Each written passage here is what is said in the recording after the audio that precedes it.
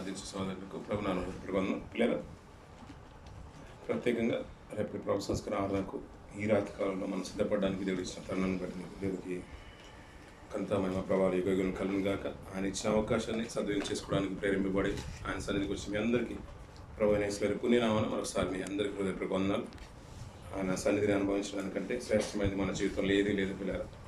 అలాంటి స్థితిలో ఆయన సన్నిధిని గొప్పగా ఎంచుతున్న మీ అందరికీ దేవుడు ఆ నిత్యత్వాన్ని ప్రసాదించడానికి ఎల్లప్పుడూ సంసిద్ధంగానే ఉంటాడు. మన అందరికీ దేవుడు తప్పక మన సంఘస్థులందరికీ ఈ రీతిగానే ఆయన సన్నిధిని ప్రేమించే వారికి దేవుడు ఎల్లప్పుడూ ఆయన కృప చూపువాడు. ఆయన ఆ నిత్యత్వంలో తనతో పాటు ఉంచుకోవడానికి ఎల్లప్పుడూ సంతోషించేవాడు. అటు భాగ్యాన్ని మనకు మన కుటుంబాలకు సంఘ వీళ్ళందరికీ దేవుడు అనుగ్రహించిన దాకా ఆమె పిల్లరా. కొద్దిపాటి సమయాన్ని పరిశుద్ధమైన దానిలోకి వెళ్దాం పిల్లరా. ఒక కొత్త సందర్భాన్ని జ్ఞాపకం చేయాలని ఆశపడుతున్న పిల్లలు పాత నిబంధన గ్రంథం నుంచి పాత నిబంధన గ్రంథము ఆది కాండము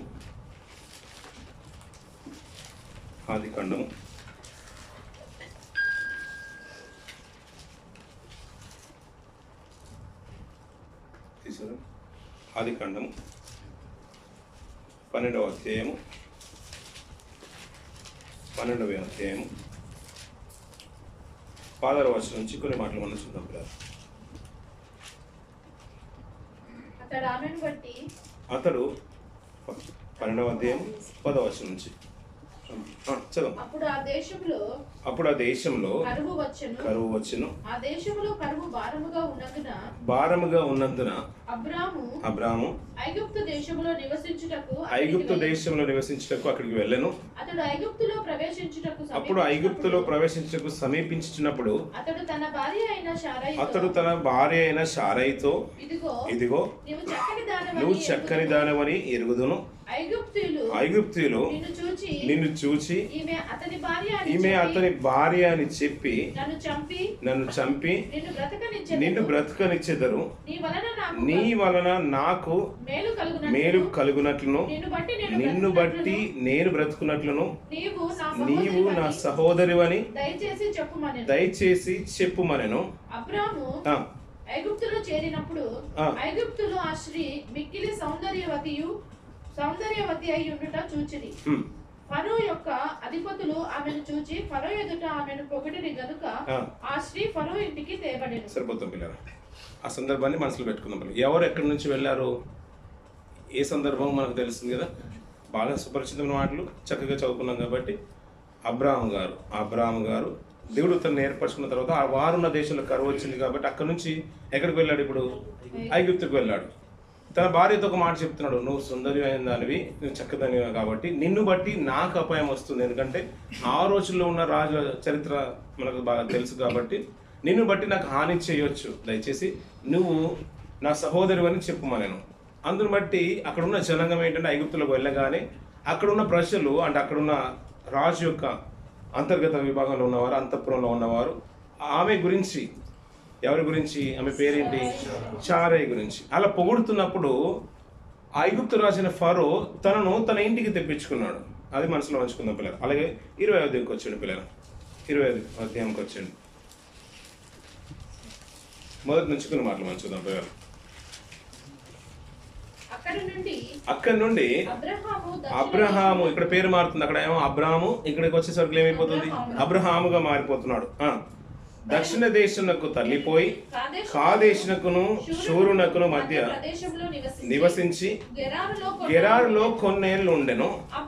అప్పుడు అబ్రహాము తన భార్య అయిన శారాను గురించి ఈమె నా చెల్లెలని చెప్పెను గనుక గెరారు రాజైన అబీమెలెకు శారాను పిలిపించి తన ఇంట చేర్చుకున్నాడు. అదే సందర్భము, సేమ్ సిచ్యువేషన్. కానీ దేశాలు మారుతున్నాయి, రాజులు మారుతున్నారు. కానీ అబ్రహాం గారి పేరు మారింది, శారై గారి పేరు మారింది.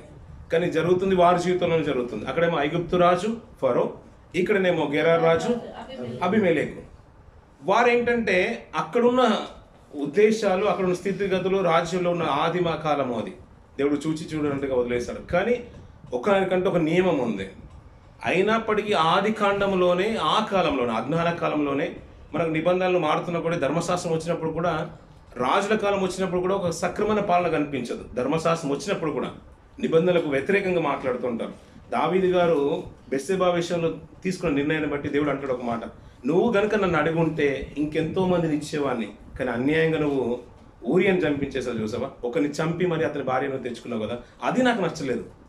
నువ్వు తెచ్చుకోవాలనుకుంటే నువ్వు నన్ను అడిగినట్లయితే ఎంతో మందిని ఇచ్చేవాడిని, కానీ నువ్వు తీసుకున్న నిర్ణయం మంచిది కాదు అని దావీదు గారు ఇట్లా అసూయను కనపరిచినట్టు కనపడుతుంది, అంటే అయిష్టాన్ని వ్యక్తపరిచినట్టు కనబడుతుంది. కానీ ఇక్కడ ఆదిమ ఖండంలోనే ఒకరు స్థితిని బట్టి అబ్రాహాం గారి దగ్గర ఉన్న తన శారయ్యని బట్టి తనకేమైనా హాని కలుగుతుందని సహోదరి అని చెప్పమన్నాడు. తన గెరారు రాజు దగ్గర ఇక్కడ కూడా అలాగే కనబడుతుంది, అలాగే ఐగుప్తు రాజు దగ్గర కూడా అలాగే కనిపిస్తుంది. ఇక్కడ ఏంటంటే తన ఇంటికి తేబడింది, ఫరో ఇంటికి తేబడింది, అలాగే గెరారు రాజు అయిన అబీమెలెకు ఇంటికి కూడా తేబడింది. ఇక్కడ దేవుడు ఆ సందర్భంలో జోక్యం చేసుకొని చొరవ తీసుకొని దేవుని పాత్ర ఎలా ఉండబోతున్నది మనకు అర్థమవుతుంది. అంటే ఒకప్పుడు దేవుని మీద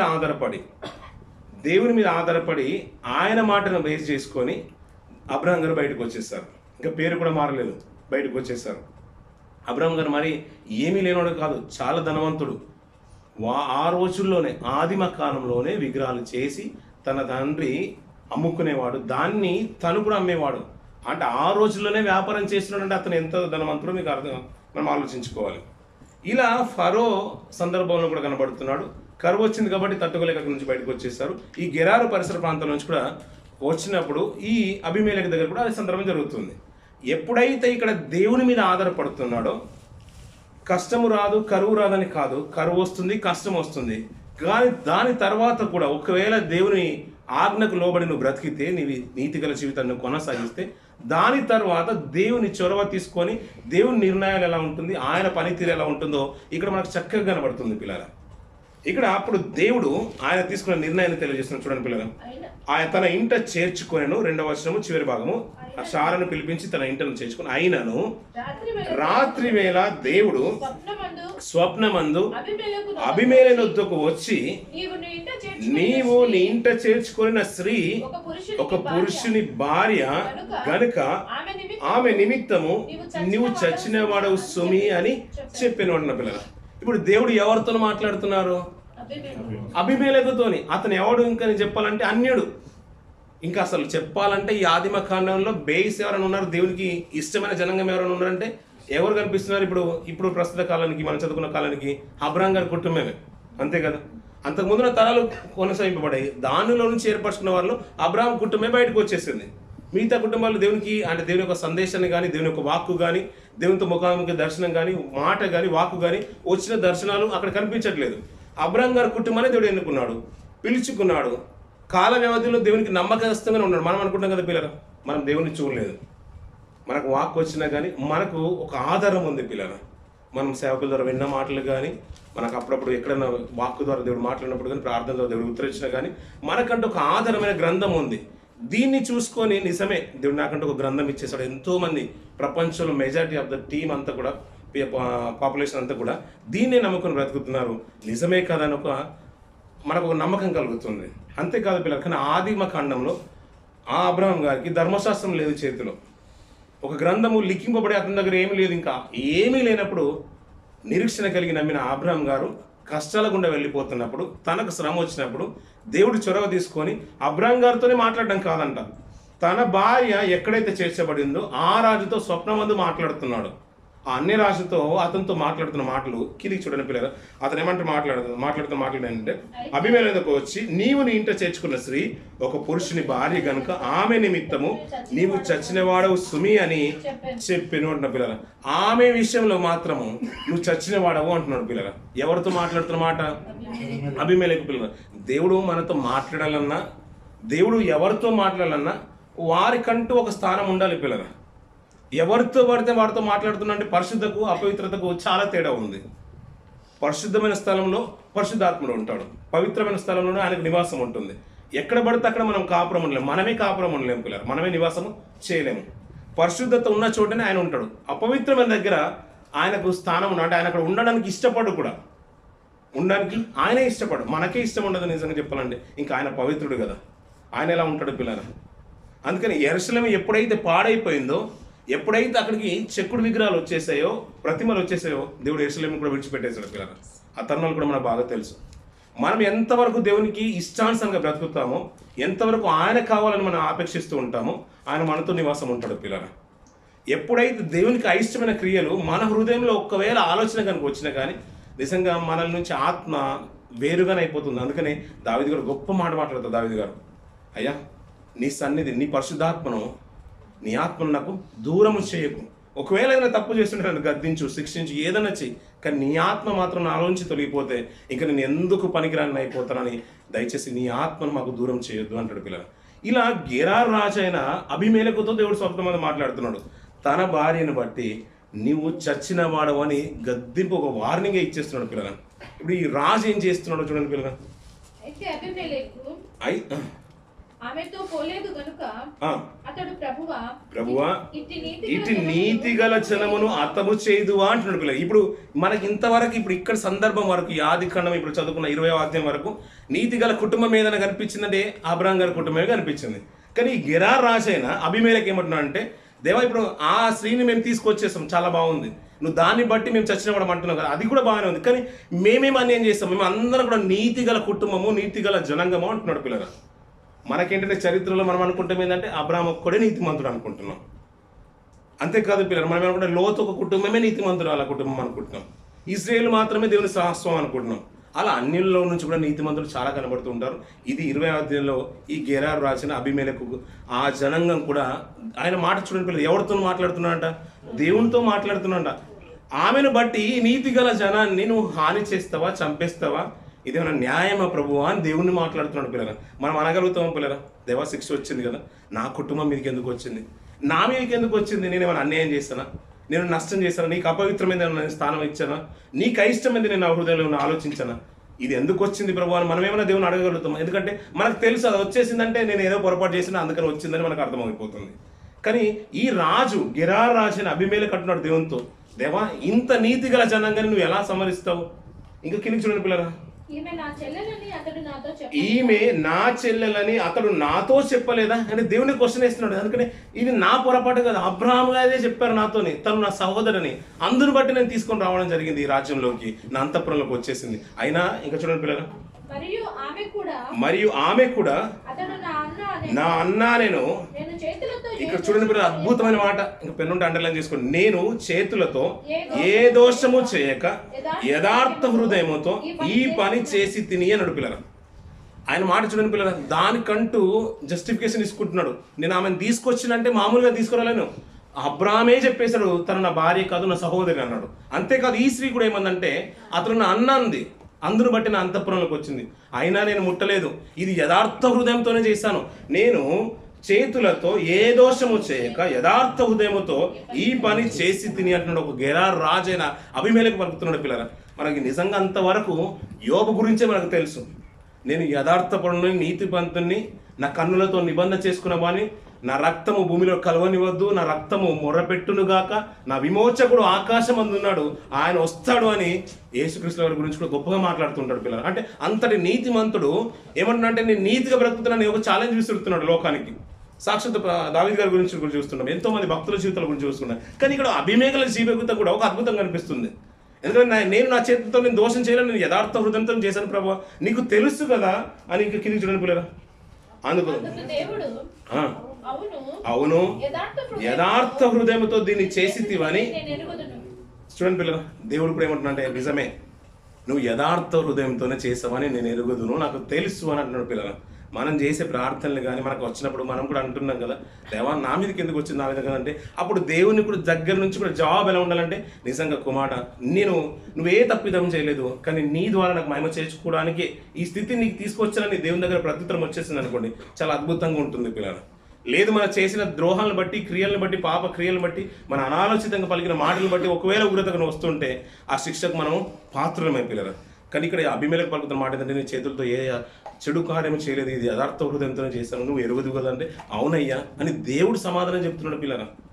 సాక్ష్యము దేవుడు తెలియజేస్తున్నాడు. ఇంకా కింద చూడండి పిల్లల, మరియు నీవు నాకు విరోధముగా పాపం చేయకుండా నేను నిన్ను అడ్డగించి, ఎవరిని అడ్డగిస్తున్నారు ఇప్పుడు? అబ్రాహాం గారిని అడ్డగిస్తున్నారా, శారయిని అడ్డగిస్తున్నారా? ఒక గెరార్ రాజైన అబీమెలెకును దేవుడు అడ్డగిస్తున్నాడంట పాపం చేయకుండా. అంటే పాపం చేయనివ్వట్లేదు అంటే ఈ రాజు ఎంత నీతిగా బ్రతుకుతున్నాడు పిల్లరా. అతను బ్రతకడమే కాదు, తన జనాంగాన్ని కూడా అంత యథార్థంగా కాపాడుకుంటున్నాడు అంట. అందరూ బట్టి అంత గొప్పగా మాట్లాడుతున్నాడు. అయ్యా, ఇంత నీతి గల జనాంగాన్ని ఒక స్త్రీని బట్టి నువ్వు అర్థం చేస్తావా? మేము అంత పాపాత్మలం కాము, పాపాత్మల జీవితాలు కావు మమ్మీ. నేను ఏ అనాలోచితంగా చేసింది కాదు, అపవిత్రమైన చేతులతో చేసింది కాదు, నేను శుద్ధ హృదయంతో యథార్థ హృదయంతో చేశానయ్యా. దానికి కారణం వీరయ్యానంటే ఇప్పుడు అవును, నీ హృదయాన్ని నేను ఎరుగుదును. ఆయన నిన్ను పాపం చేయనిప్పుడు నేనే ఆపేస్తాను. ఇంకా కిందించిన పిల్లలు అందుకే నేను నిన్ను ఆమెను ముట్టనివ్వలేదు. కాబట్టి ఆ మనుషుని భార్యను తిరిగి అతనికి అప్పగించుము. అతడు ప్రవక్త, అతడు నీ కొరకు ప్రార్థన చేయను, నువ్వు బ్రతుకుదు అంటున్నాడు పిల్లలు. ఒకవేళ అతన్ని అప్పగించకపోతే నువ్వు నిశ్చయంగా చచ్చుదువు అనే మాటలు మనం వింటుంటాం. ఇక్కడ అద్భుతమైన మాటలు ఏంటంటే పిల్లలు చదువుతున్నప్పుడు ప్రతిసారి ఒక్కొక్కటి ఉంటాయి కదా, కృప మీద దొరికినప్పుడు. కానీ రాత్రికాలం చదువుతున్నప్పుడు ఎప్పుడో డిసెంబర్లో 12వ తేదీ 11వ తేదీ జ్ఞాపకం పిల్లలు. ఎప్పుడు సిద్ధపడ్డ కూడికి వస్తుందో, ఎప్పుడు బల్లాల కార్యక్రమం వస్తుందో ఆ రోజు చెప్పాలని ఎప్పటి నుంచో ఎదురు చూస్తున్న మాటలు పిల్లలు. ఆ మాట ఏంటంటే పిల్లలు, నేను శుద్ధ హృదయంతో ఉన్నాను, నేను చేసిన వాడిని కాను, అయినా నువ్వు నన్ను ఆపేసి చూసావు దేవా అంటే. ఆయనతో సంభాషణ అంటే ఈ సందర్భంలోనే దేవుడు అతనితో మాట్లాడినట్టుగా కనబడుతుంది. కానీ ఎన్ని పర్యాయాలు మాట్లాడి ఉండొచ్చు పిల్లల దేవుడు. ఎందుకంటే ఇక్కడ అబ్రహాం కుటుంబం అక్కడికి వచ్చింది కాబట్టి ఆ రాజుతో దర్శన రీతిగా మాట్లాడేసి, ఒకవేళ రాని పర్యాయాలు కూడా దేవుడు దర్శన రీతిగా ఎన్నిసార్లు అతనితో మాట్లాడడో, అందుకని అలా వారి నీతి గల కుటుంబాన్ని, ఆ జనంగాని అతడు కాపాడుకుంటూ వస్తున్నాడు పిల్లల. ఇలాంటి తరుణంలో షారాయి గారిని తిరిగి అప్పగిస్తున్నాడు పిల్లల. అలా అప్పగించినప్పుడు కొన్ని మాటలు మాట్లాడుతుంటాడు చూడండి పిల్లల. 8వ వచనం చూడండి పిల్లల. తెల్లవారినప్పుడు అబీమెలెకు లేచి తన సేవకులందరినీ పిలిపించి ఈ సంగతులన్నీ వారికి వినిపించినప్పుడు ఆ మనుషులు మిగుల భయపడిరి అంటున్న పిల్లలు. అంటే ఆ భయం అనేది, దేవుని భయం అనేది ఎవరిలో ఉంది ఇప్పుడు? ఆయన చెప్పినట్టుగా గెరారు ప్రాంతంలో నివసించే జనులకు ఉంది. ఇప్పుడు అబీమెలెకు వారి రాజ్యం కింద ఉన్న ప్రజలకు ఉంది. ఎందుకంటే దేవుడు నాతోని దర్శన రీతిగా మాట్లాడేశారు. ఇది ఈ స్త్రీ మామూలు వ్యక్తి కాదు, ఒక ప్రవక్త యొక్క భార్య, ఒక నీతిమంతులైన భార్య. అతన్ని అనవసరంగా మీరు తీసుకుని వచ్చేసారు. దీన్ని బట్టి దేవుడు నన్ను ప్రశ్నించేశాడు, నాకు రాత్రి జాముల నన్ను మాట్లాడేశాడు. తిరిగి అప్పచెప్పితే నాకు మేలు అన్నాడు. అతను నాకు కోసం ప్రార్థన చేస్తాడంట. మాటలు, ఈ మాటలు చెప్తుంటే వారి ప్రజల్లో భయం పుట్టుకొచ్చిందంట. ఇంకా కిందికి చూడండి పిల్లలు. అబీమెలెకు అబ్రామును పిలిపించి, నీవు మాకు చేసిన పని ఏమిటి? మహాపాతకము తెప్పించినట్లు నేను నీ ఎడల చేసిన పాపమేమిటి? చేయరాని కార్యములు నాకు చేసితివని అతనితో చెప్పాను. మరి అబీమెలెకు, నీవేమి చూసి కార్యము చేసితివని అబ్రాహామును అడగగా, అబ్రాహాము, ఈ స్థలమందు దేవుని భయం ఏమాత్రము లేదు గనక నా భార్య నిమిత్తము నన్ను చంపుదురేమో అనుకొని చేసి తిన్నట్టు పిల్లలు. అబ్రాహాం గారు ఏమనుకున్నాడు, ఇక్కడ భయమేమీ లేదు కదా దేవుని భయం అంటూ, దాన్ని బట్టి నన్ను చంపుదురేమో అని నేను ఆ మాట చెప్పేసాను. కానీ అక్కడ దేవుడిచ్చిన మాట ఏంటంటే, నిజమే, నువ్వు యథార్థ హృదయంతోనే చేసావు, నీ మనసును ఎరుగుదును, నిన్ను పాపం చేయకుండా నేను అడ్డగించి తిని, అయ్యా ఇంత నీతి గల జనంగాని నువ్వు చంపుదువా అని అబీమెలెకు మాటలు కూడా మనం వింటున్నాం. వారు ఆ మాటలు తెలియజేసినప్పుడు మనుషులు కూడా భయపడారంటే వారిలో దేవుని భయం కనబడుతుంది. కానీ అబ్రాహాం గారు ఏమనుకున్నారంటే, వీరు అలాగే ఫరో దగ్గర జరిగిన సంఘటన గుర్తుకొచ్చేసి దాన్ని బట్టి అలాగే సందర్భము ఇక్కడ కూడా జరుగుతుందేమో, తన భార్యని బట్టి నాకు హాని కలుగుతుందేమో అని సహోదరి అని చెప్పమంటాడు పిల్లల. అలా తిరిగి రాజు ఆ అబ్రాహాం గారికి తన భార్యను అప్పగింపిస్తున్నప్పుడు పిల్లల ఎంత అద్భుతమైన నిర్ణయాలు తీసుకున్నాడో పిల్లలు ఆశ్చర్యం కలిగించింది. పిల్లలు కొన్ని మాటలు చూద్దాం పిల్లల. ఇక్కడికి వచ్చి చూద్దాం పిల్లల. 14వ వచనం నుంచి 15వ వచనం చూద్దాం పిల్లలు. అప్పుడు అబీమెలెకు, ఇదిగో నా దేశము నీ ఎదుట ఉన్నది, నీకు ఇష్టమైన స్థలమందు కాపురం ఉండమనెను. మరియు అతడు శారాతో, ఇదిగో నీ అన్నకు నేను 1000 రూపాయలు ఇచ్చి ఉన్నాను, ఇది నీ వద్ద ఉన్న వారందరి దృష్టికి ప్రాయచిత్తముగా ఉండుటకై ఇది నీ పక్షముగా ఇచ్చి ఉన్నాను. ఆ మాట చూడండి పిల్లరా. రాజు ఎవరిని తీసుకుని వచ్చాడు? అబ్రాహాం గారి భార్య అయిన షారాయి గారిని తీసుకొచ్చారు. ఇప్పుడు సందర్భం అంతా కూడా మనకు తెలుసు కాబట్టి దేవుడు గద్దింపించిన విధానాన్ని బట్టి తిరిగి నేను చేసింది పొరపాటుగా చేసింది కాదు, యథార్థ హృదయంతోనే చేశాను. దానికంటే ఒక రీజన్ ఏంటంటే, వీరు అన్నా చెల్లెళ్ళని నాకు చెప్పారు కాబట్టి నేను తీసుకున్నాను. కానీ దేవుడు మాట్లాడిన మాటను బట్టి నేను యథార్థ పరుణయ్యా, నేను నా చేతులతో ఏ దోషం చేయలేదు అన్నప్పుడు, నిజమే అబీమెలెకు నువ్వు దోషం చేయలేదు, నేను ఆపేశాను, ఏ పాపం చేయకుండా నేను ఆపేశాను. తిరిగి అతని భార్యకు అప్పగించమన్నప్పుడు అతను అప్పగించిన తర్వాత విస్తారమైన పశువులను ఇచ్చేయడం కాకుండా తన భార్య అయిన అంటే అబ్రాహాం గారి భార్య అయిన షారాయితో మాట్లాడుతున్నాడు. ఇగో షారాయి, ఇదిగో నీ అన్నకు నేను 1000 రూపాయలు ఇచ్చి ఉన్నాను. ఎందుకు ఇస్తున్నాడు 1000 రూపాయలు? ఇది నీ యొద్దనున్న వారందరి దృష్టికి ప్రాయచిత్తంగా ఉండకై ఇది నీ పక్షమున ఇచ్చి ఉన్నాను. ఈ విషయం అంతటిలో నీకు న్యాయము తీరిపోయినది అని అంటున్న పిల్లలు. చారయ్య గారి ముట్టలేదు పిల్లలు, కానీ చేయబడిన క్రియలను బట్టి అక్కడ ఉన్న సమాజం ఏమనుకుంటుందో ఆయన పరిస్థితిని బట్టి ఇప్పుడు ఒక 1000 రూపాయలు నా అన్నకి ఇచ్చేసి ఇది ప్రాయచిత్తం అంటున్నాడు. ప్రాయచిత్తం అంటున్నాడు, నీకు న్యాయము తీరిపోయింది. ఒకవేళ ఏదైనా ఇప్పుడు అనుకుంటారేమో దానికి ప్రాయచిత్తంగా ఇక 1000 రూపాయలు. ఏ రోజులు పిల్లరా 1000 రూపాయలు? ఆదిమ కాలం పిల్లరా. ఇంకా రూపాయికి మారక విలువనే అప్పుడు ఇంకా రాలేదు పిల్లరా. నిర్గమకాండంలో కూడా మనం ఇంకా చాలా అరుదుగా చూస్తూ ఉంటాం రూపాయి విలువలు. వస్తు మార్పుడే అక్కడి వరకు మనం చూస్తూ ఉంటాం. ఆదిమ కాలంలోనే కొన్ని 1000 రూపాయలు ఆ సందర్భంలో మనకు అర్థమయ్యే రీతిలో 1000 రూపాయలు వచ్చిన 6 రోజులలో 1000 దాని ఒక సంఖ్యను తీసుకొచ్చి దానికి ప్రాయచిత్తంగా 1000 రూపాయలు ఇస్తున్నానంట పిల్లరా ఒక రాజు. ఎందుకంటే నేను చేతులు కడుక్కున్నా, నా చేతులతో దోషమైంది ఏది నేను చేయలేదు. ఎందుకంటే ఇది నేను యథార్థ హృదయంతో చేశాను, వారు చెప్పిన మాటలు బట్టి నేను చేశాను. అయినా ఒకవేళ నా శిక్ష నా మీదకి రావద్దని తిరిగి అతను అప్పజెప్పేసి అతని భార్యకు అప్పజెప్పి తనను 1000 రూపాయలు అన్నకి ఇచ్చి ఇది నీ మనుషులు అక్కడ ఉన్న వారికి ఏమంటున్నాడు, ఇది నీ యొద్దన్న వారందరి దృష్టికి ప్రాయచిత్తంగా ఉన్నట్టకై ఇది నీ పక్షంగా ఇచ్చి ఉన్నాను. ఈ విషయం అంతటిలో నీకు న్యాయము తీరిపోయినదనను. అబ్రాహాము దేవుని ప్రార్థింపగా దేవుడు అబీమెలెకును అతని భార్యను అతని దాసులను బాగు చేశాను, వారి పిల్లలు కలిగి ఏలైనా అబ్రాహాము భార్య అయిన శారను బట్టి అతడు అబీమెలెకు ఇంటిలో ప్రతి గర్భాన్ని మూసి ఉన్నది పిల్లలు. ఎప్పుడైతే ఆయన తిరిగి దానికి ప్రాయచిత్తం చేసుకున్నాడో దానికంటూ ఒక విడుదల కలిగింది పిల్లలు. ఇది పాత నిబంధన కాలంలో కనబడుతూ ఉంటుంది పిల్లలు. ఇంకొక సందర్భాన్ని జ్ఞాపకం చేసుకున్న పిల్లలు, మనం ఎలాగో 12 గంటలకు వెళ్తాం కాబట్టి ఒక సందర్భాన్ని జ్ఞాపకం చేస్తున్న పిల్లలు 19వ అధ్యాయంకి వచ్చిన పిల్లలు.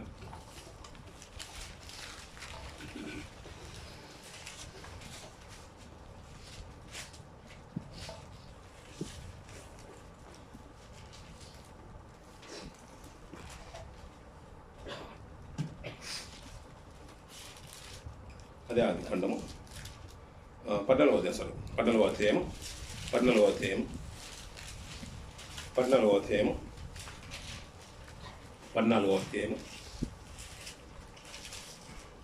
వచనం నుంచి కొన్ని మాటలు చూద్దాం పిల్లలు. అప్పుడు వారు సొదొమ గొమొర్రాల ఆస్తి యావత్తును వారి భోజన పదార్థములన్నీ పట్టుకొని పోయిరి.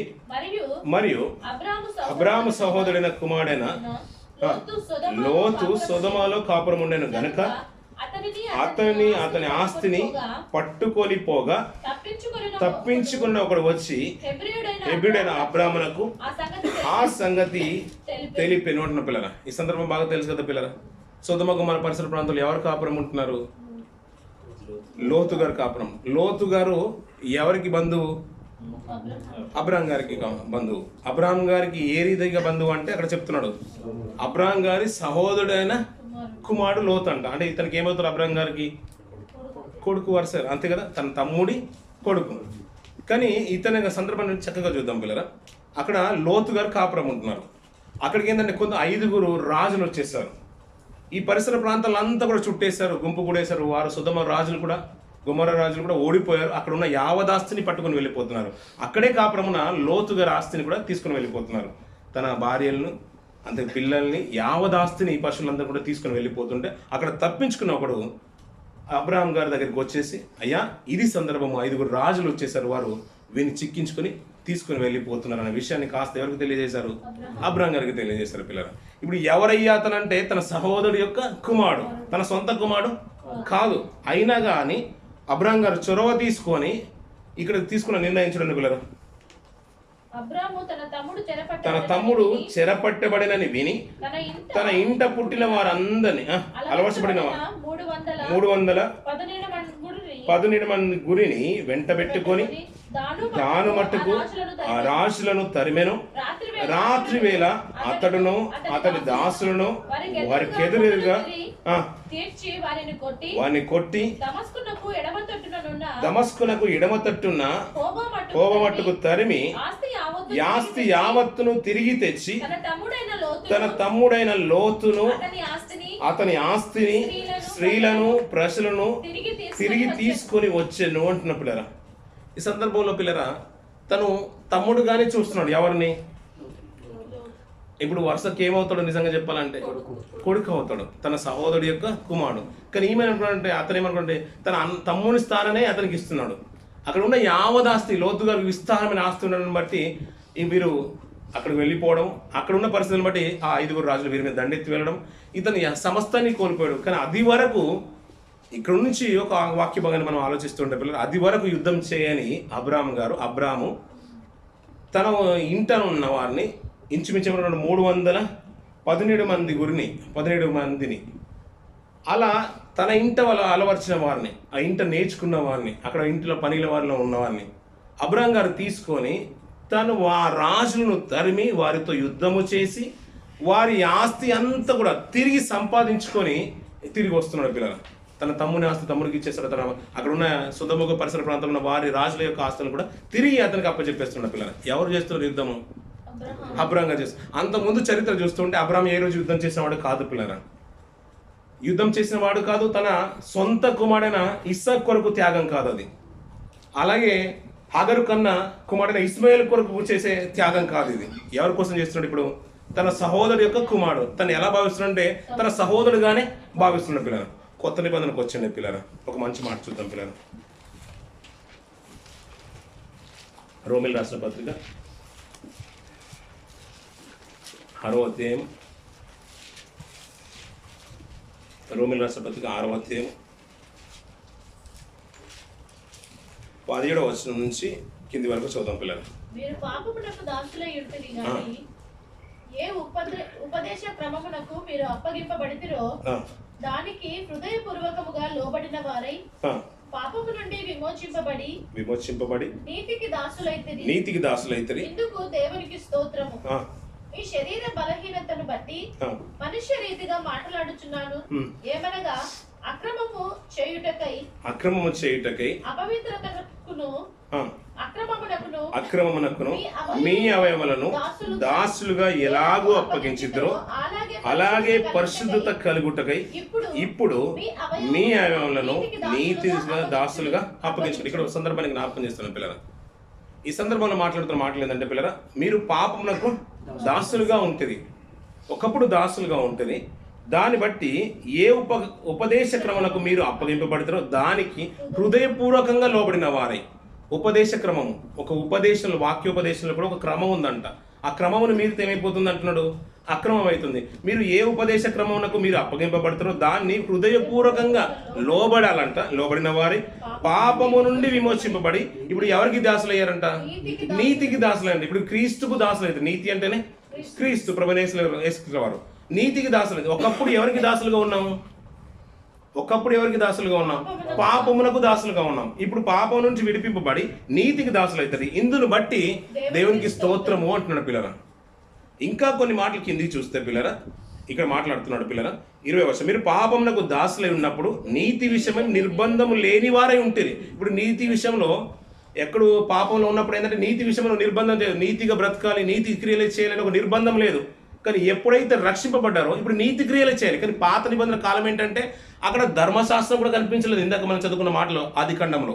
అయినా కానీ వారు పాపం చేయడానికి ఆస్కారం ఉన్నా కానీ అన్యులు సైతము దేవునికి భయపడి వారి నీతిని కాపాడుకుంటున్నారు, యథార్థతను కాపాడుకుంటున్నారు. గెరారు రాజైన అభిమేలెకు పిల్లరా, నేను యథార్థ హృదయంతో చేశాను, నా చేతులతో ఇంకా దోషం చేయలేదు నేను. ఎందుకంటే అప్పుడు నీతి క్రియలు అన్నట్టు కూడా చాలా అరుదుగా కనబడుతున్నాయి సమాజంలో. కానీ మనకేంటో ఉపదేశ క్రమం మనకు వచ్చింది. పాపంలో నుంచి విడిపింపబడి దాసులుగా ఇప్పుడు ఎవరికి ఉన్నామంటే క్రీస్తుకు దాసులుగా అయిపోయాం, నీతికి దాసులుగా అయిపోయాం. అయినా ఆ క్రమాన్ని తప్పి విన్న మాటలను బట్టి లోకం వైపు వెళుతూ ఇంకా ఏమైపోతుందంటే మాటికి మన అవయవాల్ని పాపానికి వాడుకుంటున్నాం పిల్లలు. ఇక్కడ ఏమంటున్నానంటే ఒకప్పుడు మీరు పాపంలో ఉన్నారు కాబట్టి నీతి విషయంలో నిర్బంధం లేదు. కానీ ఇప్పుడు ఏంటంటే ధర్మశాస్త్రం నుంచి విమోచింపబడి ఇప్పుడు క్రీస్తుకు దాసులు అయ్యారు కదా, ఇప్పుడు నీతి క్రియలే చేయాలి. కానీ ఒక మంచి మాట చూడండి పిల్లలు, కిందికి అంటాడు, మీ అవయవాలను నీతికి దాసులకు అప్పగించుకోండి. కిందికి చూస్తున్నట్లయితే నిర్బంధం లేని వారు అంటే అప్పటి క్రియల వలన మీకేం ఫలం కలిగాను? ఒకప్పుడు పాపంలో బ్రతికిస్తాం కదా, నీతి క్రియలు చేయలేదు కదా, అప్పుడు ఏమైనా ప్రతిఫలం కలిగిందంటే ఏమీ కలగలేదు. మీకు ఏం ఫలం కలిగింది? అలాగే కిందికి చూస్తూ వాటిని గురించి మీరు ఇప్పుడు సిగ్గుపడుతున్నారు కదా. మనం ఒకసారి రక్షణలకు రాకముందు చేసిన క్రియలు చూస్తాం పిల్లలు, అది ఎవరికి తెలియదు. ఎవరో అరుదుగా మనం చేసే పెద్ద ఇష్యూ అయితే తప్ప బయట పక్క వరకు తెలుస్తుంది. కాబట్టి మన అంతరంగానికి సోమంగా తెలుసు, మన మనసుకు తెలుసు మనం ఎలాంటి నీచమైన క్రియలు చేస్తామో, ఎలాంటి ఆలోచన కలిగి ఉన్నామో, ఎవరు చూడట్లేదని మనం ఎంత చేస్తామో అది మనకు మాత్రమే తెలుసు. దాన్ని ఇప్పుడు స్మరణ తెచ్చుకుంటే, ఒక సావాసంలో ఉన్నప్పుడు, కుటుంబంలో ఉన్నప్పుడు, దేవుడి సన్నిధిలో ఉన్నప్పుడు అవి స్మరణ తెచ్చుకుంటే సిగ్గు కలుగుతుంది. దానివల్ల ప్రతిఫలం ఏమీ లేదని నిజమే కదా పౌలు గారు చెప్పేది. సిగ్గు కలుగుతుంది. కానీ ఇప్పుడు కిందికి మాట్లాడతారు చూడండి పిల్లలు. వాటి అంతము మరణమే అయినను ఇప్పుడు పాపము నుండి విమోచింపబడి దేవునికి దాసులైనందున పరిశుద్ధత కలుగుటయే మీకు ఫలము అంటున్నాడు పిల్లలు. పరిశుద్ధత కలుగుటయే మీకు ఫలము, దాని అంతము నిత్యశివము అన్న పిల్లలు. దేవుళ్ళ బ్రతికితేనంట ఇప్పుడు పాపంలో నుంచి విమోచింపబడి నీతికి దాసులయ్యారు కదా. ఈ మీ అవల్ని మంచి సాధనాలుగా మీరు వాడుకుంటే దీని ద్వారా కలిగే అంతం ఒకటి ఉంది, అది నిత్యశివం అంటున్నాడు. ఒకవేళ పాపంలోనే బ్రతుకుతున్నప్పుడు మీకు ఏమైనా ప్రతిఫలం కలిగిందంటే దానివల్ల ఏమీ కలగలేదు. అవి ఆలోచించుకునే సిగ్గు కలుగుతుంది. కానీ రక్షణలోకి వచ్చిన తర్వాత పిల్లలు, రక్షణలోకి వచ్చిన తర్వాత ప్రతి మాట మనం స్మరణ తెచ్చుకునే పాత విషయాలన్నీ కూడా నిజంగా మనకు సిగ్గే కలుగుతుంది. కానీ ఒకవేళ అయ్యా ఒకప్పుడు నాకు నీతి క్రియలు అంటే ఏంటో తెలియదు, ధర్మశాస్త్రం అంటే తెలియదు, వీధి అంటే తెలియదు, ఆజ్ఞలు అంటే తెలియదు. కానీ ఒక్కొక్క మాట మేము నేర్చుకున్నప్పుడు ఉపదేశ క్రమం నాకు వచ్చిన తర్వాత ఆ వాక్యాన్ని బట్టి నేను నా మనసు మార్చుకొని నీ కొరకు ఇంకా యథార్థంగా బ్రతకాలని ప్రయత్నం చేస్తున్నాను.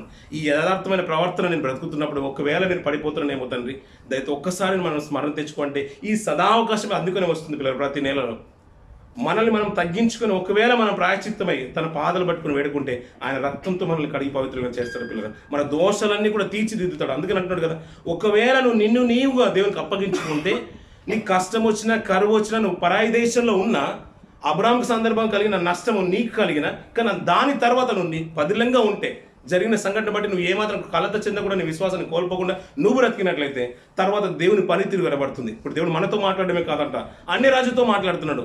తను నీతిమంతుని భార్య తనకి ఏ ఆపద కలగకూడదు, అతను బట్టి తనను బట్టి ఆ స్త్రీని బట్టి నువ్వు చచ్చినవాడు అని అన్ని రాజును దేవుడు హెచ్చిస్తున్నాడు. అయ్యా నేను యథార్థ హృదయంతో చేస్తున్నాడు. అక్కడ నీతిమంతుడని ఒక రాజు కనబడుతున్నాడు, నీతిమంతుల కుటుంబం కనబడుతుంది పిల్లరా. అది ఎలాంటి స్థితి అంటే అది ఆదిమ కాలం పిల్లరా. ధర్మశాస్త్రమే లేదు అక్కడ. మన అబ్రాహాం గారితో మాట్లాడేసాడు, ఆయన ఒక్కడే మాట్లాడున్నాడు. ఆయన విశ్వాసం కలిగి ఉన్నాడు పిల్లలు, నిరీక్షణ కలిగి ఉన్నాడు, ఆధారం లేనప్పుడు ఉన్నాడు. కానీ అలాంటి జనంగమే కొంతమంది అరుదుగా మనకు కనబడుతుంటారు పిల్లరా. వారికి ఏ కడ్డలు లేవు పిల్లరా, అయినా యథార్థతను కాపాడుకున్నారు, చేతులతో ఏ దోషాన్ని చేయట్లేదంట పిల్లరా. దీనికి దేవుడే సాక్ష్యం ఇస్తున్నాడు, నేను పాపం చేయనీయకుండా నేను ఆపుతున్నాను అంటున్నాడు పిల్లరా. అయ్యా మనకి ఎంతో ఉపదేశ క్రమం వచ్చేసింది కదా పిల్లరా. ఇంకొక మంచి మాట చూసుకుని మనం ముగించేద్దాం పిల్లలు. గల్తీ రాష్ట్రపతికి వచ్చిన పిల్లలు, గల్తీ రాష్ట్రపత్రిక 4వ అధ్యాయం. ఇక్కడ కొన్ని అన్ని మాటలు మనకు కనబడుతూ ఉంటాయి పిల్లలు. మీరు రాసుకుంటే ఒక 21 వర్షం నుంచి మనం చూద్దాం. 21 వర్షం నుంచి మనం రాసుకుంటే అద్భుతంగా ఉంటుంది పిల్లలు. చూద్దాం పిల్లలకి ఇది మాట చూద్దాం. 23వ వర్షం చూద్దాం పిల్లలు. 23వ వర్షం 4వ అధ్యాయం 23వ వర్షం. గల్తీ రాష్ట్రపత్రిక 4వ అధ్యాయం 23వ వర్షం నుంచి. ఆయనను దాసి వల్ల పుట్టినవాడు శరీర ప్రకారం పుట్టెను, స్వతంత్రురాలి వల్ల పుట్టినవాడు వాగ్దానం బట్టి పుట్టెను. ఈ సంగతులు అలంకార రూపంగా చెప్పబడి ఉన్నాయి. ఈ స్త్రీలు 2 నిబంధనలై ఉన్నారు. వాటిలో ఒకటి సీనాయి కొండ దాస్యములో ఉండుటకు పిల్లలు కొను. ఇది హాగరు. ఈ హాగరు అనున్నది అరేబియా దేశంలో ఉన్న సీనాయి కొండే ప్రస్తుతమందున్న యెరూషలేము దాని పిల్లలతో కూడా దాస్యమందు ఉన్నది గనుక ఆ నిబంధన దానికి దీటై ఉన్నది. అయితే పైనున్న యెరూషలేము స్వతంత్రముగా ఉన్నది, అది మనకు తల్లి అంటున్నాడు పిల్లల. ఇంకా కిందికి ఒక 28వ వర్షం కూడా చదువు. సహోదరులారా, మనమును ఇస్సాకు వలె వాగ్దానం బట్టి పుట్టిన కుమారులమై ఉన్నాము. అప్పుడు శరీరం బట్టి పుట్టినవాడు ఆత్మను బట్టి పుట్టిన వారిని ఎలాగో హింస పెట్టినో ఇప్పుడు నువ్వు అలాగే జరుగుతుంది పిల్లల. కిందికి మాట సందర్భం ఎందుకు జ్ఞాపకం చేస్తున్నాను పిల్లల, ఇక్కడ దాసి పిల్లలు వాగ్దాన పిల్లలు కనబడుతున్నారు పిల్లలు, స్వతంత్రాల పిల్లలు. దాసి పిల్లలు అంటే ఎవరు కనబడుతున్నారు మనకు? హాగరు కనబడుతుంది. హాగరు ఎవరి యొక్క భార్య? అబ్రాహాం గారి భార్య. ఇంకొక స్వతంత్రాల పిల్లలు అంటే వాగ్దాన పిల్లలు. ఎవరు వాగ్దాన పిల్లలు? తల్లి ఎవరు అంటే శారయి గారు, అంతే కదా. తన పిల్లలు ఎవరు? ఇస్సాకు గారు. వాగ్దాన పుత్రుడు ఎవరు? అబ్రాహాం గారికి వాగ్దాన పుత్రుడు ఎవరు? ఇస్సాకు గారు. అంతకన్నా ముందు హగరు తనకు బాబుని కంది. ఎవరు అతను? ఇస్మాయిల్. అది ఎవరో కాదు, ఇది 2 అలంకార రూపం అంటున్నాడు. ఒక అరేబియా దేశం సినాయి కొండను చూపిస్తుంది, ఇంకొకరేమో యెరూషలేమును నిబంధనను చూపిస్తుంది. దీన్ని బట్టి మనకి ఏమంటే ఇక్కడ దాసి పిల్లలు ఉన్నారు, స్వతంత్రాలి పిల్లలు ఉన్నారు. ఈ రీతిగానే ఇస్సాకు ఎలాగైతే వాగ్దాన పుత్రుడనో ఆ వాగ్దానాన్ని పుచ్చుకుంది మనం కూడా అంటున్నాడు పిల్లలు. నేను అదే ఎందుకు సందర్భాన్ని జ్ఞాపకం చేశానంటే పిల్లలు, అబ్రాహాం గారు యుద్ధం చేసింది తన స్వతంత్రురాలైన షారై పిల్లల్ని బట్టి కాదు, ఇస్సాకు కొరకు కాదు యుద్ధం చేసింది. అయ్యా పోని మరి దాసురాలైన హగరు పిల్లల కొరకు కాదు యుద్ధం చేసింది. ఎవరి కొరకు చేశారంట? తన సహోదరు యొక్క కుమారుడి కొరకు చేశారంట. అది వరకు యుద్ధం ఎరగని అబ్రాహాం గారు యుద్ధం చేసి అన్య రాజుల్లో నుంచి, ఎంతమంది రాజులు అంటే 5 రాజుల పిల్లల, వారి దగ్గర నుంచి యుద్ధం చేసి తన యావదాస్తిని, తన సహోదరుడి యావదాస్తిని తన కుమారుడుగానే భావిస్తున్నాడు. నిజంగా చెప్పాలంటే తన సహోదరుడుగానే భావిస్తున్నాడు పిల్లల, తన తమ్ముని కుమారుడైనా కానీ. వారి యావదాస్తిని తిరిగి వచ్చి వారి దాస్యత్వంలో నుంచి, నిజంగా చెప్పాలంటే చెరగా కొనిపోయింది. దీన్ని ఏమంటారంటే చెరగా పట్టుకొని పోయింది. ఆ చెరలో నుంచి విడిపించుకొని తిరిగి తన యావదాస్తిని అప్పచెప్తున్నాడు. యుద్ధం ఎవరి కోసం అయ్యా అంటే తన సహోదరు యొక్క కుమారుడి కొరకు, తన స్వతంత్రాలి కుమారుడి కొరకు కాదు, ఇస్సాకు కొరకు కాదు యుద్ధం, తన దాసిరాలైన హగరు యొక్క కుమారుడైన ఇస్మాయిల్ కొరకు కాదు. వాగ్దాన పుత్రుడైన ఇస్సాకును అందిపుచ్చుకున్న మనము కూడా, దేవుడు చేసే యాగం కూడా, ప్రభు చేసిన శిలువ యాగం కూడా, ఆయన అనేకుల కొరకు ఏమంటున్నాడు? విమోచన క్రయధనంగా తన ప్రాణాన్ని అర్పించడానికి ఈ లోకానికి వచ్చేసాడు. పరిచయం చేయించుకోవడానికి రాలేదు కానీ, మనుష్య కుమారుడు పరిచయం చేయించుకోవడానికి రాలేదు కానీ, అనేకులకు ప్రతిగా విమోచన క్రయధనంగా తన ప్రాణాన్ని అర్పించడానికి ఈ లోకంకి వచ్చేసాడు. ఇప్పుడు ఆయన వచ్చింది ఎవరి కొరకు? ఇప్పుడు ఇశ్రాయేలు వాగ్దాన పుత్రుడు అయితే ఇశ్రాయేలు కొరకే కాదు కదా. ఇప్పుడు నిజంగా చెప్పాలంటే మనం దాసి పిల్లల లాంటి వారం, వాగ్దాన పుత్రులుగా మనల్ని అన్యజనాంగుల్లో నుంచి ఏర్పరచుకేసుకొని తను మన కొరకు అబ్రాహాం చేసినట్టు యుద్ధం చేయలేదు పిల్లల, ఆయన కత్తి పట్టుకోలేదు, కానీ తన ప్రాణాన్ని పెట్టి అబ్రాహాం గారు అంతవరకు తెగించి వెళ్ళాడు పిల్లలు. ఎందుకంటే తన యుద్ధం అంటే నైపుణ్యత కూడా లేదు పిల్లలు. అయినా కానీ తన సహోదరు యొక్క కుమారుని విడిపించుకోవాలని ఆశపడ్డాడు. తన చెరగొనిపోయిన ఈ ఆవదాస్తిని తిరిగి విడిపించుకోవాలనుకున్నాడు. అలాగే మన ప్రభువు కూడా అనుకున్న పిల్లలు. మనం నిజంగా చెప్పాలంటే మనం ఎందుకు పనికిరాని వారం, ఆయనకు నిజంగా రక్త సంబంధం కూడా అయిన వారం కాము పిల్లలు మనం. కానీ తన తండ్రి ప్రేమ ఏదైతే ఉందో చూసారా పిల్లలు, ఆయన కూడా అదే అనుకున్నాడు. నా తండ్రి పిల్లలైనా నా పిల్లలు అనుకున్నాడు, నా సహోదరులుగా భావించాను అంటాడు. సహోదరులారా, ఈ వాగ్దాన పుత్రులుగా ఇస్సాకు చెందిన ఈ వాగ్దానం కూడా మీకు చెందుతుంది కదా. మీరు అన్నిల్లో ఉన్నా కానీ మన అందరి కొరకు, సర్వ మానవాళి కొరకు తన ప్రాణాన్ని పెట్టేశాడు పిల్లలు. అబ్రాహాము తన ప్రాణం సైతం లెక్క చేయలేకపోవచ్చు, కానీ తన సాక్షాత్ తన ప్రాణాన్ని అర్పించడానికి సైతము వెనుక తీయలేదు పిల్లలు. ప్రభు ఇంకను మనం ప్రేమించకపోయినా తన ప్రాణాన్ని పెట్టడానికి ఇష్టపడ్డాడు పిల్లలు. మనం ఇంకా సాహసం లేకపోయినా కానీ సర్వ మానవాళి కొరకు దాని రక్తాన్ని కార్చాడు పిల్లలు. మన చెరలో ఉన్నవారిని, పాపమని సంఖ్యలలో ఉన్నవారిని సింహం నోట నుండి తప్పించినట్టుగా, అగ్ని బాణాల నుంచి తప్పించినట్టుగా, చెరలో వెళ్ళిపోయిన వారిని సైతము తిరిగి రప్పించదు. ఇంకా మాట్లాడంటే అగ్నిలోనికి వెళ్ళిపోతున్న మనల్ని తను చేయించి మరి హత్తుకొని మనల్ని నిలబెట్టేశాడు పిల్లలు. ఒక సన్నిధిని ఇచ్చాడు, సావాసాన్ని ఇచ్చాడు, సంఘాన్ని ఇచ్చేశాడు. అయ్యా నువ్వు ఇంకా చెరలోకి వెళ్ళిపోవడం నాకు ఇష్టం లేదు అనుకున్నాడు. దాని కొరకు తన రక్తమే కార్చేశాడు పిల్లలు. ప్రాయశ్చిత్తం ఏం చేశాడు అంటే ఆమె అభిమేలకు మనకు కనబడుతున్నాడు కదా పిల్లలు. ఒక 1000 రూపాయలు ఇచ్చేసి తనకు రుణము, నీ న్యాయము నీకు తీరిపోయింది నీ ప్రజల ముందు అని ఎలాగైతే శారా గురించి మాట్లాడుతున్నాడో, మనకు కూడా మనకున్న రుణము, మనకున్న ఆ పాప దోషాలన్నింటి కూడా పరిశుద్ధునికి అమూల్యమైన రక్తాన్ని కార్చి వెలకట్టలేని ఆ 1000 రూపాయల కంటే కూడా విలువైంది తన రక్తం ఇచ్చి, అమూల్యమైన రక్తం ఇచ్చి, శ్రేష్టమైన రక్తం ఇచ్చి, మరి శ్రేష్టమైన రక్తం ఇచ్చి మనల్ని కడిగి పవిత్రులుగా నిలబెడుతున్నాడు పిల్లరా. దానికి ఎంత చేసినా తక్కువే పిల్లరా. అందుకనే భక్తుడు అంటాడు, అది అట్లా ఉండాల్సిందే, ఆ రుణముని ఎవరు కూడా తీర్చలేరు అంటాడు. అది సేవ కేవలము ఆయన మాత్రమే చేశాడు పిల్లరా. ఆయన మనకు న్యాయము తీరిపోయింది. నిజంగా చెప్పాలంటే లోకానికి మనము ఇప్పుడు వేరైపోయాం. మన పాప సంఖ్యలన్నీ కూడా ఆయన తెంచేశాడు పిల్లరా. విముక్తిని చేశాడు, కడిగి పవిత్రులుగా చేశాడు. తిరిగి మళ్ళీ పాపం చేయొద్దు పిల్లరా. ఎందుకంటే అబ్రహాం విషయంలో అదే చూస్తున్నాం కదా పిల్లలు, అభిమేలెకు విషయంలో కూడా చూస్తున్నాడు. ఒకవేళ దేవుని నమ్మకంగా మనం బ్రతికినట్లయితే తిరిగి అలాంటి సంఘటనలు వచ్చినా, పాపం చేసే ఆస్కారం వచ్చినా, పాపంలో పడిపోయే స్థితి వచ్చినా కానీ దేవుడు నిన్ను నిలుపుతాడు పిల్లలు. దేవుడు నేను ఆపుతాడు. ఆ రోజు అభిమేలెకును ఆపినట్టుగా ఎప్పుడు నేను దేవునికి సమర్పించుకున్నప్పుడు, దేవుని మీద ఆధారపడినప్పుడు, దేవుని భయము మన జీవితంలో ఉన్నప్పుడు మనకు రుణము తీరిపోయింది పిల్లరా. ఆ న్యాయం మనకు తీరిపోయింది. నిజం చెప్పాలంటే తిరిగి ఒకవేళ పాపం చేసినట్లయితే పిల్లరా, ఆ 2వ రాకడలో ఆయన నిత్య తీర్పు వరకు మనం ఎదురు చూడాలి పిల్లరా. మళ్ళీ ఎందుకు పిల్లరా అంత కఠినమైన బానిసత్వంలోకి వెళ్ళిపోవడం? ఆ సంఖ్యలు తెంచడానికి సాక్షాత్ ప్రభువు తన ప్రాణాన్ని పెట్టేశాడు. మనకు నిజంగా చెప్పాలంటే అతనికి రక్త సంబంధం కాదు, మరియమ్మ గర్భాన వచ్చిన వారం కాదు, ఆయనతో పాటు వాగ్దాన పుత్రులు కదా, నిజంగా ఎన్నికైన వారం కూడా కాదు పిల్లలు. కానీ ప్రణాళికలో ఉన్నవారం కాబట్టి, తండ్రి ప్రణాళికలో ఉన్నవారం కాబట్టి, ఆయన ప్రణాళికలో ఉన్నవారు ఎవరిని కోల్పోవడం నా తండ్రికి ఇష్టం లేదన్నాడు. అందుకనే ఎవరిని కోల్పోవడం ఇష్టం లేదన్నాడు పిల్లలు. తన ప్రాణాన్ని తన సొంత వారి కొరకు అర్పించినట్టుగా మన అందరి కొరకు అర్పించేశాడు పిల్లలు. అది విలువ లేని ఈ 1000 రూపాయల కంటే ఆయన విలువ ఆ కాలంలో అదే విలువ అనుకున్నాడు పిల్లలు. ఆ వేల పెట్టలేని ఆ 1000 రూపాయలను ఆ రోజు చెల్లించి ఆ న్యాయాన్ని షారాకి తీరుస్తున్నాడు పిల్లలు. మనకు విలువైన రక్తాన్ని చిందించి మనకు న్యాయం తీర్చేశారు పిల్లలు. ఈ లోకం నుంచి న్యాయం తీర్చేశారు. ఆ పాపం అనే సంఖ్యల నుంచి, పాపం నరకంలో నుంచి ఆ శిక్షను తొలగించి మనకు న్యాయం తీర్చేశారు. తిరిగి ఆ పాపం వైపు వెళ్ళిపోవద్దు పిల్లలు. ఈ ఆత్మ విమర్శన చేసుకునే వాళ్ళని సమీపిద్దాం. ఒకవేళ అనాలోచితమైన ఆలోచన కానీ, తిరిగి దేవుని సన్నిధికి దూరం అయిపోయిన స్థితి కానీ, అలాంటి పరిస్థితులు కనుక ఉంటే ఈ రాత్రికాలంలో ఆత్మ విమర్శన చేసుకుందాం పిల్లలు.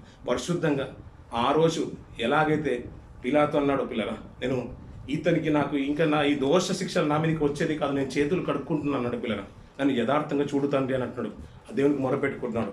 ఈ రోజు కూడా నిర్దోషమైన చేతులతో అభిమేలకు కనబడుతున్నాడు పిల్లలు. మన చేతులు కూడా నిర్దోషంగానే చేసుకొని ఈ కాలాన్ని విడిచిపెట్టాలి పిల్లలు. ఒకవేళ చేతుల్లో కానీ దోషం ఉన్నా, మనకు ఆలోచనలో దోషం ఉన్నా కానీ అది మంచిది కాదు పిల్లలు. మనం ఎప్పుడైనా చూసారా పిల్లలు, కొన్ని అర్పణలు కానీ, కొన్ని గిఫ్ట్లు కానీ ఎవరైనా మంచి వారు ఇస్తేనే మనం తీసుకుంటాం పిల్లలు. లేదంటే మేము ఏమి ఇచ్చినా తీసుకుంటామంటే ఒక కుష్ఠరోగి లిటరల్గా కుష్ఠరోగి, అతనికి అన్నీ కూడా చీములు అన్నీ కూడా కారుతున్నాయి. అతను ఏదో ఒక గిఫ్ట్ తీసుకొచ్చింది, లడ్డు తీసుకొని వచ్చేసారు పిల్లలు. చేతిలో కవర్ కూడా లేదు, అన్ని చేతులన్నీ కూడా కారుతున్నాయి. అది తీసుకొని వచ్చి నీకు ఇవ్వాలనుకుంటున్నాడు. నువ్వు తీసుకుంటావు పిల్లలు. దగ్గరికి కూడా రావు, నువ్వు దూరంగా వెళ్ళిపో అని మనం ఎన్నో మాటలు అంటాం పిల్లలు, ఎన్నో మాటలు అంటూ ఉంటాం. కానీ దేవుడు ఏంటంటే శరీర బాహ్య రూపమే కాదు పిల్లలు, అంతరంగ స్వభావాన్ని దేవుడు చూస్తున్నాడు పిల్లలు. మనం ఎన్ని ఇచ్చినా కానీ దేవుని సన్నిధికి ఒకటి ఇచ్చేస్తాం, దీంతో యాగం కూరిపోయిందని అనుకుంటాం పిల్లలు. కాదు పిల్లలు, ఆయనకు కావాల్సిందంటే అంతరంగ స్వభావం కావాలి, బాహ్య స్వభావం కూడా కావాలి పిల్లలు. ఆయనకని శుద్ధమైన హృదయాన్ని కలిగి ఉందాం పిల్లలు. శుద్ధమైన చేతులే కాదు, శుద్ధమైన హృదయాన్ని కూడా కలిగి ఉందాం పిల్లలు. ఆయన విడుదల అనుగ్రహించేసారు కాబట్టి ఆ విడుదలకు తగినట్టుగా, ఆయన చేసిన విముక్తికి తగినట్టుగా ప్రతిఫలము ఈ న్యాయం మనకు తీరిపోయింది కాబట్టి మళ్ళీ అన్యాయం మన మీద రాజ్యం ఏలొద్దు పిల్లలు. మళ్ళీ పాపం అనే సంఖ్యలకు మనం అవయవాలకు, దుర్నీతి సాధనాలుగా మనం వాడబడద్దు పిల్లలు.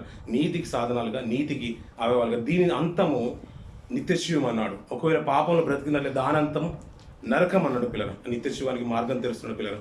రేపు బల్లాలను పరిశుద్ధమైన చేతులతో మనం వెళ్దాం. ఈ రాత్రికాలం ఆత్మ విమర్శన చేసుకొని ఈ కార్యక్రమం ఉంచుకుందాం పిల్లలు. కొద్ది మాటలు దేవుడు దీవించి ఆశ్రయించిన గాక.